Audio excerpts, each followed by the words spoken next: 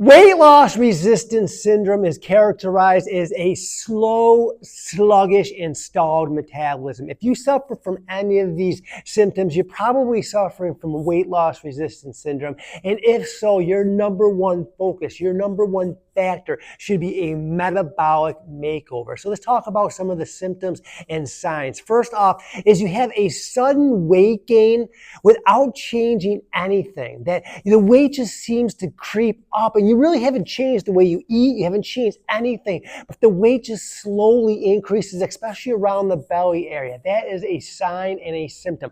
Another sign and symptom is muscle loss, even though you still exercise. Like you still might be doing your cardio, you might still be doing your spin, but you find that you're losing muscle tone. You feel like that you're jiggly, even though you think that you're working out, you're just not getting the results that you want. That is a sign and symptom. Number 3 is broken sleep that just zaps your energy. Just impossible to get a good night's sleep. You feel like you're awake, you're stressed, you have anxiety one moment, the other moment you're just a restless sleep. You just can't get the desired sleep. It zaps your energy and it sets you up for failure the next day. And number 4 is feeling like a stranger in your own skin. You just feel like when you look in the mirror, you don't even recognize that person anymore. And you just are like, who is that person?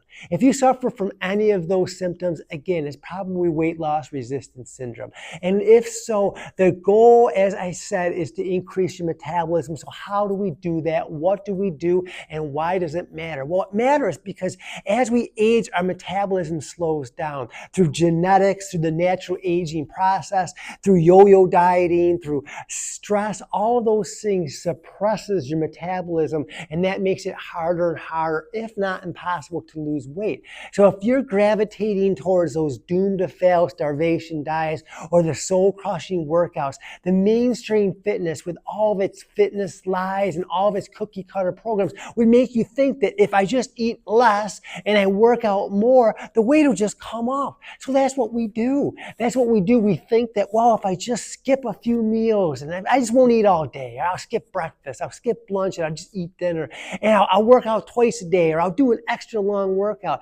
And that used to work in our 20s and 30s, but the sad reality is it doesn't work anymore. And here's why: that as your body changed, as your metabolism changed, those type of exercises, those type of working out or meal plans just puts too much stress on the body, and it actually has the opposite effect. So what do we want to do? We want to focus on a few things. We're going to keep this simple. Number 1, and I want you to focus on progressive strength training. So we're going to say no to cardio, and we're going to say yes to strength training. When I say strength training, I just mean 2 to 3 times a week is all you need to do. You don't need to live in the gym, nor should you. 2 to 3 times a week of progressive strength training. So what does progressive mean?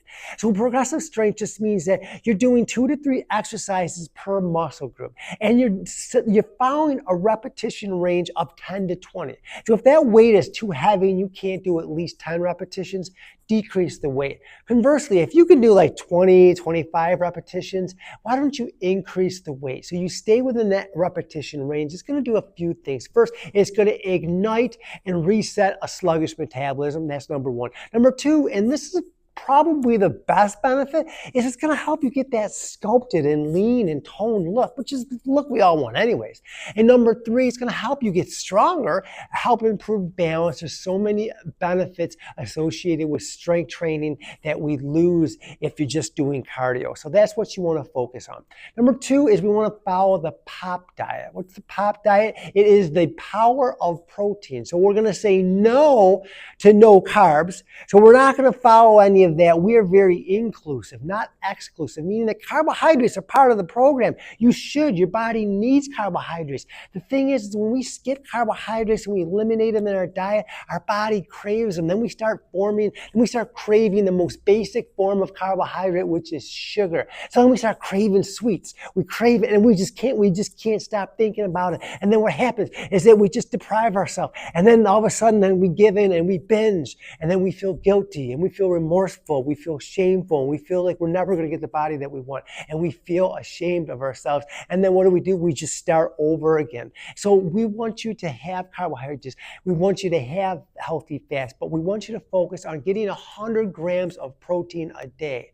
So what does that look like? So if you're eating 4 to 5 small meals, that's only 20 to 25 grams per meal. It's not that hard. If you are having difficulty, you can always supplement. There's nothing wrong with it. I do it myself. A lot of our clients do it. It's an easy way to get your protein goals and make sure you're hitting that 100-gram mark. Number 3 is you really need feedback. And feedback comes in the form of a couple different ways. It comes in the form of a coach, a mentor, or it could just simply be a workout buddy. It could just be somebody that's going to help motivate you when days you don't feel like working out. It's going to help educating you along your journey. And here's the secret with workout buddies, and this is something that is very important, is that you want somebody that's just slightly ahead of you. So what does that mean? It means you don't necessarily want your bestie, because you might end up just skipping out the workout and going out for drinks. And you don't want somebody that's not as motivated as you, because they're going to pull you down and backwards. But if you have somebody that's slightly in front of you, slightly ahead of you, that's perfect, because they have one foot where you were at. So they have that empathy of knowing where you're coming from, but they also have a little bit of experience. They've gotten the results, and they can see around corners. They can see up over the hilltop and say, okay, this is what's going to happen when you reach this point. They're there to motivate you and educate you and empower you. And that's exactly what you want in a coach, mentor, or workout partner. Another form of feedback is simply an Apple Watch or a Fitbit. Something that at the end of the day, and this is very binary, did I hit 10,000 steps or no? There's no excuses. There's no like, well, I thought about it. It doesn't matter. It's very binary. It's very black or white. The feedback comes from just at the end of the day coming up with strategies. Okay, I only had 6,000 steps today. Maybe tomorrow I'll park a little bit further from work. Maybe I'll go for a walk after dinner. Maybe I'll do more chores around the house. Ugh, who wants to do that? But either way, you can come up with strategies and ways to get more steps in to reach your goals. So that's where the feedback comes in. So that's your game plan to help you overcome weight loss resistance syndrome once and for all, because we want you to lose that weight and keep it off. We want you to lose that guilt and shame of thinking that you're broken or that your body's broken. We want you to lose that shame forever. We want you to lose the guilt of feeling like you can't ever have your favorite foods group. We want you to know that everything is part of the program. You can do this. You can get the results that you desire.